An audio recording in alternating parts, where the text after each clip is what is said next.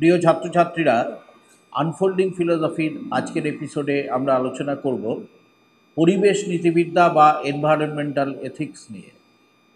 Peter সিঙ্গারের practical ethics এই গ্রন্থের ওপরেই আমরা আমাদের এই আলোচনাটিকে সীমাবদ্ধ রাখব। আমরা আজকের এপিসোডে বুঝে নেওয়ার চেষ্টা করব যে পিটার সিঙ্গার তার বইতে পরিবেশ নীতিবিদ্যা বা প্র্যাকটিক্যাল এথিক্স বলতে ঠিক কী বোঝাতে চেয়েছেন। বস্তুত বিংশ শতাব্দীর মাঝামাঝি থেকে পরিবেশ সম্পর্কে কোন বিষয়টি নৈতিক এবং কোন বিষয়টি অনৈতিক তা নিয়ে দর্শনের একটি শাখা নীতিবিদ্যার একটি অংশে আলোচনা শুরু হয়। অর্থাৎ দর্শনের শাখা হিসাবে নীতিবিদ্যা এবং নীতিবিদ্যার আবার অন্তর্গত একটি অংশে এই আলোচনা আমরা সূত্রপাত লক্ষ্য করি।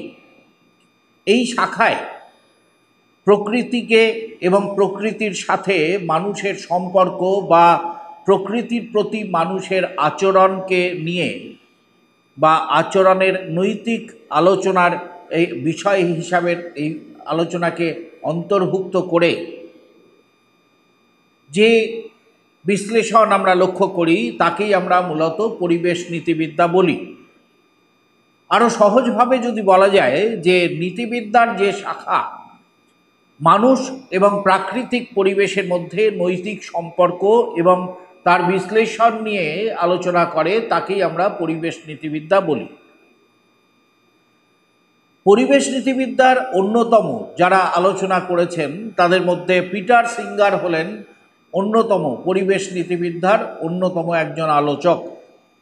সিঙ্গারের মতে পরিবেশ নীতিবিদ্যার মূল বক্তব্য হল একান্ত প্রয়োজনীয় না হলে কেবল সুখ স্বাচ্ছন্দ্যের জন্য, কেবলমাত্র ব্যক্তির কিছু সুখ স্বাচ্ছন্দ্যের জন্য পরিবেশের ভারসাম্য নষ্ট করা বা বাস্তুতন্ত্রের ক্ষতি সাধন করা উচিত নয়।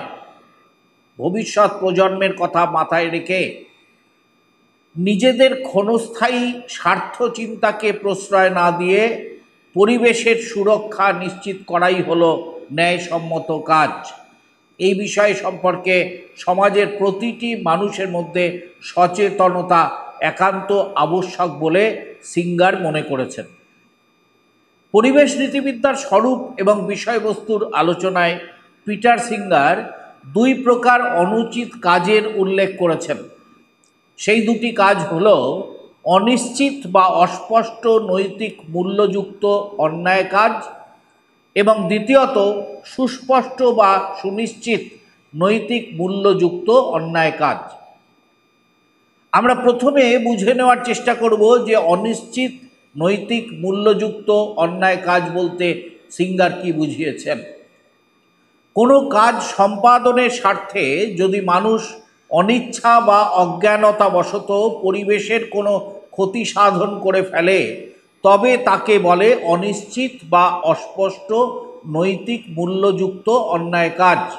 যেমন ধরা যাক কোনো ব্যক্তি পশু শিকারের কোনো পরিকল্পনা ছাড়াই বনে গিয়েছিল এবং সেই সময়ে সে হঠাৎ করেই কোনো বন্য পশুর দ্বারা আক্রান্ত হলো এবং সেই ব্যক্তি তখন আত্মরক্ষার জন্য সেই পশুটিকে হত্যা করল। এক্ষেত্রে এই পশু হত্যার কাজটি হবে অনিশ্চিত নৈতিক মূল্যযুক্ত অন্যায় কাজের দৃষ্টান্ত। অন্যদিকে সুস্পষ্ট বা সুনিশ্চিত নৈতিক মূল্যযুক্ত অন্যায় কাজ বলতে কি বোঝায়, সিঙ্গার তার আলোচনায় সেটিকেও ব্যাখ্যা করেছেন। যে কাজ বিনা প্রয়োজনে বা অহেতুকভাবে পরিবেশের ক্ষতি সাধনের জন্যই সম্পাদন করা হয় তাকে বলে সুস্পষ্ট বা সুনিশ্চিত নৈতিক মূল্যযুক্ত অন্যায় কাজ। যেমন ধরা যাক যদি কোনো ব্যক্তি নিছকই বিনোদনের উদ্দেশ্যে বনে গিয়ে প্রাণী হত্যা করে তবে তা হবে সুস্পষ্ট বা সুনিশ্চিত নৈতিক মূল্যযুক্ত অন্যায় কাজ, কেননা সেই ব্যক্তি ইচ্ছাকৃতভাবে এই অন্যায় কাজটি সম্পাদন করেছে। এই প্রকার অন্যায় কাজকেই পিটার সিঙ্গার পরিবেশের বিষয়ে প্রধান অনৈতিক কাজ বলে বিবেচনা করেছেন। দার্শনিক সিঙ্গারের মতে বিজ্ঞান ও প্রযুক্তির ফলমুখী বিকাশের ফলে শিল্প ও প্রযুক্তির যেমন অভাবনীয় অগ্রগতি ঘটেছে, তেমনি এই অগ্রগতি আমাদের সমাজে অনেক অবাঞ্ছিত পরিণামকেও বয়ে এনেছে। এর ফল হিসাবে দেখা দিয়েছে গভীর পরিবেশগত সংকট। পার্থিব সম্পদ সৃষ্টির নেশায় মানুষ একদিকে যেমন নির্বিচারে প্রাকৃতিক সম্পদ ধ্বংস করে ফেলেছে, তেমনি নিজের অজ্ঞাতসারে জীবমণ্ডলের বিভিন্ন জীবের মধ্যে যোগাযোগ এবং স্থিতিশীলতাকেও নষ্ট করে ফেলেছে। বস্তুতপক্ষে মানুষের স্বার্থপর কার্যকলাপ পরিবেশগত সংকট বা বাস্তু সংস্থানগত ভারসাম্যহীনতা সৃষ্টির অন্যতম কারণ।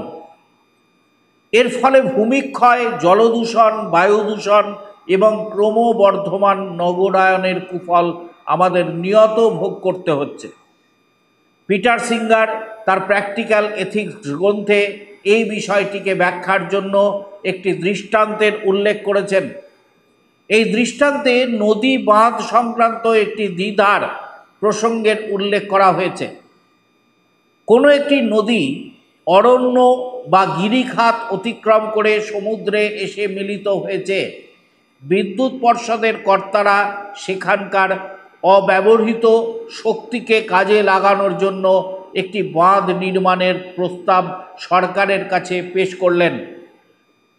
সরকারি প্রশাসন চিন্তা করে দেখলেন যে প্রস্তাবিত বাঁধটি নির্মাণ করলে একই সঙ্গে বহু মানুষের কর্মসংস্থান হবে এবং জলশক্তি ও বিদ্যুৎ শক্তিকে কাজে লাগালে দেশের অর্থনৈতিক উন্নতিও ঘটবে।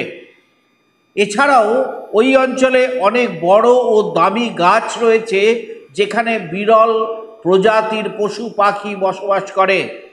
তাই ওই নদী উপত্যকাটিকে ভ্রমণ পিপাসুদের কাছে একটি আদর্শ পর্যটন কেন্দ্র হিসাবেও গড়ে তোলা যাবে। অন্যদিক থেকে দেখলে নদীতে বাঁধ দেওয়ার অর্থ হল নদীর স্বাভাবিক গতি প্রবাহকে রোধ করা। এছাড়া কর্মসংস্থান এবং আর্থিক উন্নয়নমূলক প্রকল্প স্থাপনের চেষ্টা করলে বনাঞ্চলে প্রচুর মানুষের আগমন ঘটবে। এর ফলে বন্য প্রাণীদেরও সমূহ ক্ষতির সম্ভাবনা থাকবে। বনাঞ্চলের যেখানে সেখানে আবর্জনা ফেললে পরিবেশ দূষণের সম্ভাবনাও থেকে যাবে। এখন প্রশ্ন হলো যে এই সব পরিস্থিতির কথা মাথায় রেখে এই জায়গায় বাঁধ নির্মাণ কি আদৌ উচিত হবে? বস্তুত এই প্রশ্নের উত্তর দেওয়া খুবই জটিল এবং কঠিন, কেননা এর সাথে নানা ধরনের মূল্যবোধ জড়িত রয়েছে। স্বাভাবিকভাবেই এক্ষেত্রে সৃষ্টি হবে দুটি পক্ষ। যারা বাঁধ নির্মাণের পক্ষে তারা বৃক্ষ ও বনাঞ্চল সংরক্ষণ, বিরল প্রজাতির পশু পাখির জীবন রক্ষার থেকে কর্মসংস্থানকে বেশি গুরুত্ব দেবেন। অন্যদিকে যারা বাঁধ নির্মাণের বিপক্ষে তারা বিভিন্ন বিরল প্রজাতির প্রাণী, উদ্ভিদ, বনাঞ্চল রক্ষার বিষয়টিকে কর্মসংস্থান অপেক্ষা বেশি গুরুত্বপূর্ণ বলে বিবেচনা করবেন। পিটার সিঙ্গার তার প্র্যাকটিক্যাল এথিক্স গ্রন্থে বলেছেন যে এই রকম পরিস্থিতিতে বনাঞ্চল রক্ষা করাই অধিক গুরুত্বপূর্ণ এবং উচিত কাজ, কেননা বহু বছর ধরে একটি অরণ্য সৃষ্টি হয়। এরপর সেই অরণ্য কেটে সেখানে কোনো শিল্প কেন্দ্র বা বিদ্যুৎ প্রকল্প চালু করা হলেও এর যে ফলাফল তা অধিকাংশ ক্ষেত্রেই কয়েক বছরের জন্য লাভজনক হয়। বর্তমানে যা লাভজনক মনে হচ্ছে ভবিষ্যতে তা লাভজনক নাও হতে পারে, কারণ ক্রমশ বিজ্ঞান ও প্রযুক্তির উন্নতি হচ্ছে। এখন কোনো কিছুরই বিকল্প পাওয়াটা খুব কঠিন কিছু নয়, কিন্তু অরণ্য তথা উদ্ভিদের প্রয়োজনীয়তা সুদূর ভবিষ্যতেও শেষ হওয়ার কোনো সম্ভাবনা নেই। তাই কোনো প্রকার প্রয়োজনেই অরণ্য ধ্বংস করাকে পরিবেশ নীতিবিদ অনুচিত কাজ বলে বিবেচনা করে থাকেন। আজকের এপিসোডে আমরা তোমাদের জন্য আলোচনা করলাম যে পরিবেশ নীতিবিদ্যা বলতে পিটার সিঙ্গার কি বুঝেছেন। পরিবেশ নীতিবিদ্যা বর্তমানে একদম উচ্চ মাধ্যমিক স্তর থেকে কলেজ স্নাতক স্তর পর্যন্ত পাঠ্য বিষয় হিসাবে অন্তর্ভুক্ত হয়েছে। কাজেই পরিবেশ নীতিবিদ্যা বিষয়টিকে বুঝে নেওয়া একান্তভাবে জরুরি এবং পিটার সিঙ্গারের প্র্যাকটিক্যাল এথিক্স বই এক্ষেত্রে একটি দিক নির্দেশক। তোমরা মনোযোগ সহকারে দেখো, অবশ্যই তোমাদের কাজে লাগবে। আনফোল্ডিং ফিলোসফি এই ইউটিউব চ্যানেলটিকে তোমরা বন্ধুদের মধ্যে শেয়ার করো। আজকের মতো পিটার সিঙ্গারের পরিবেশ নীতিবিদ্যা সম্পর্কে আলোচনা আমরা এখানেই শেষ করছি।